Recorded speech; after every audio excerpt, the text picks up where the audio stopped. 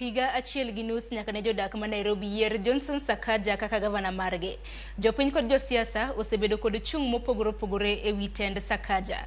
Korka kore, gavana Sakaja puoyo okenge ma sirkal mare osegoyo e bwo higa achiel mokalo e sekta mar somo, thieth, chwalo pi, bero boma ma Nairobi kod weche mag choko osuru.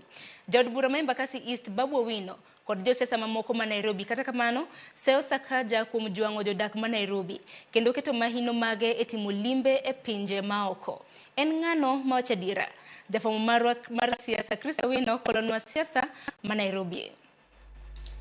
Sakaja Arthur Johnson. Tarik 25 dwe mar aboro higa mar 2022 e kar romo maduong' mar KICC, kaunti ma Nairobi ne orwako gavana margi mar ang'wen, Arthur Johnson Sakaja. Jodak ma Nairobi ne en kod geno mathoth ewi tend Sakaja kaluwore gi lewe ma milimili kaachiel kod manifesto mare mane owir mo mang'we ng'ar.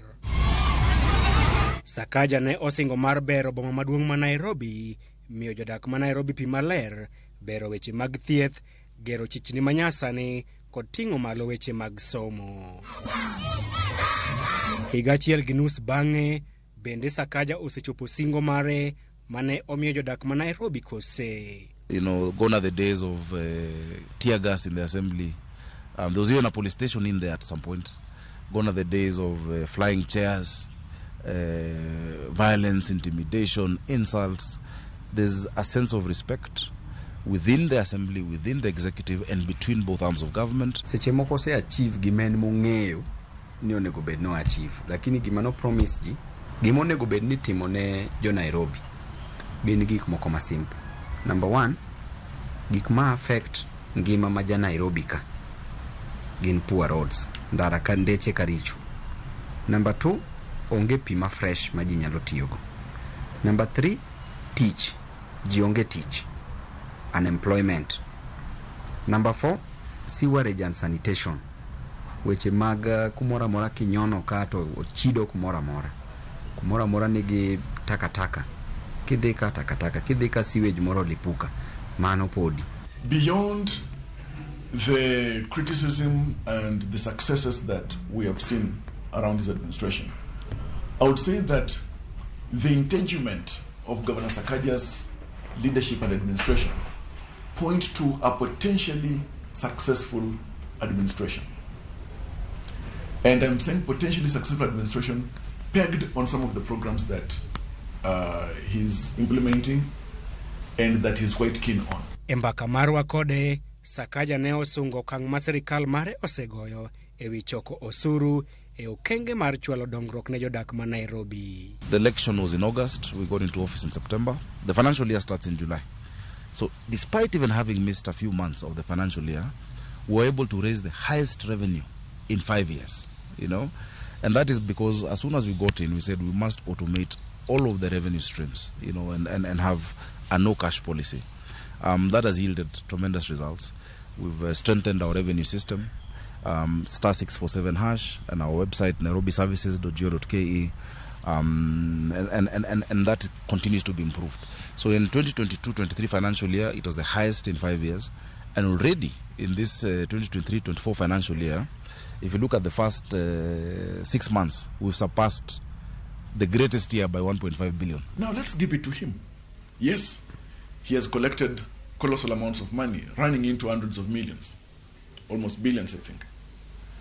But then the question arises, with this collection, in what ways does it correspond with the service delivery of certain functions?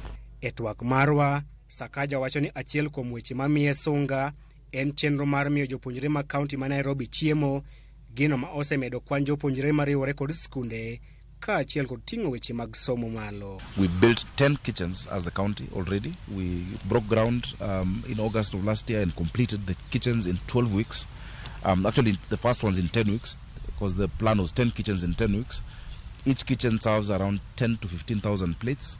Our partner has a giga kitchen that does 60,000 plates. And so today I'm proud.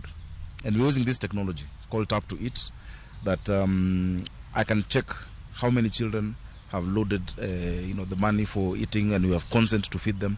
And at 5 shillings only, per day, 184,000 children in Nairobi are getting a meal. It has increased enrollment, it has increased discipline, it has increased performance. Thindo poko di school e Kenya mangima kaya around 53,000 poko join Form 1.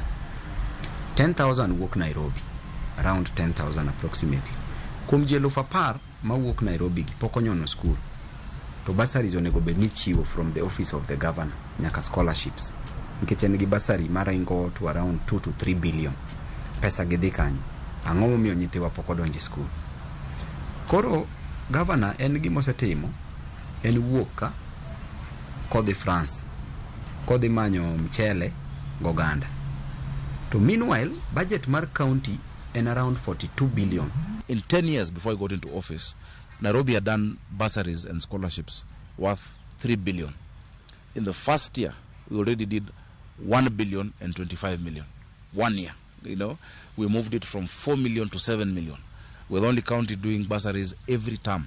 There's first term bursaries, the second term bursaries, there's third term bursaries. Midhiero maduong' mamiyo jodak ma Nairobi wich bar maduong' en nok mar pi maliw. Sakaja nigi chenro mage mar neno ni jodak ma Nairobi oyudo pi maliw. We've used our connections, and when we travel and talk to partners, and a friendly government, you know, is offering us now close to $100 million to do the next project, which is Maragua 4 and Northern Collector 2, which will add another 220 million liters of water within 3 years.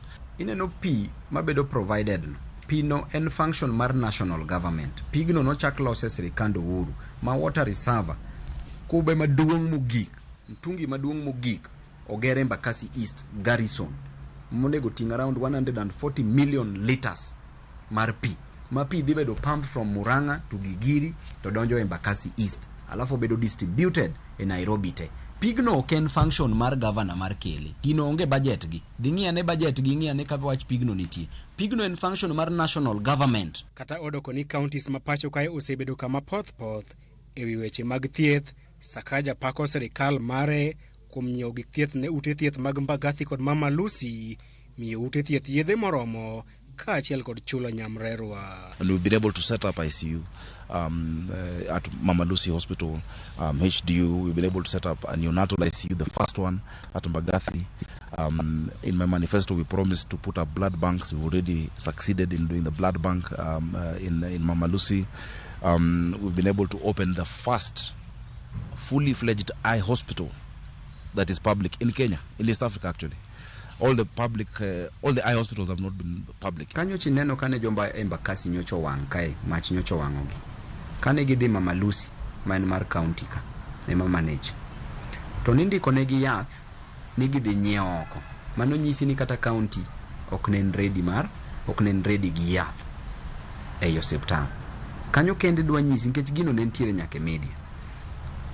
Mani neno maber ni ji tok no miyath, matinde ni kata health onge gimitimbe. Kata kamano, Sakaja osebedo ka ok mudhre pi kod josiasa ma Nairobi, mosebedo ka se kuom jwang'o jodak ma Nairobi, kendo siko timo limbe e pinje ma oko. Korka kore, Sakaja nyiero weche makamago ka opimo gi kod siasa mag pesa boro. So what your detractors want you to do is to stop performing and start engaging them. They better look for somebody else. You'll never hear a response from me. I focus on my work. Then the time for responses will come, and I'm also good at that. And I will give them a run for their money at that time. Ana MP ma Embakasi East. Ka joga ok yud basari, dongo ni galosi. Kanda ichi ok los kara, dongo ni galosi. Ka pi joga onge go, dongo ni galosi. Ka loso mano be siasa ya dongo mana nadwa mana development. Wach siasa bochopo. Siasa poko chopo. Seche ma siasa bochopo makore boland ni koro chung. Kata wuotho konya wuotho. Chris Owino, Ramogi TV, Nairobi. Nyakuramga juang